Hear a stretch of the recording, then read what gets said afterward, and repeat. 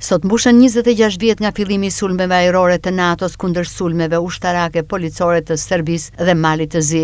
Sulmet kishin filluar në orën 19:45 kur aeroplanët e NATO-s lëshuan bombat e para kundër pozicioneve strategjike të ushtrisë së ish Jugosllavisë, siç quheshin dy republikat e ish Federatës Jugoslave, Serbia dhe Malizi.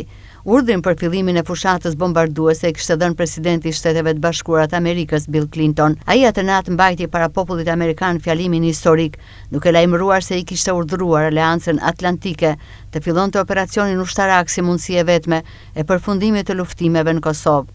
Ne dhe Aleanca e NATO-s kemi bërë të gjitha përpjekjet me qëllim që të arrinim një zgjidhje paqësore të konfliktit në Kosovë. Por presidenti Milošević, i cili në të kaluarën e afërt shkaktoi luftra të tmerrshme në Kroaci dhe Bosnjë, ka vendosur në favor të agresionit në vend të paqes, kishte thënë Clinton.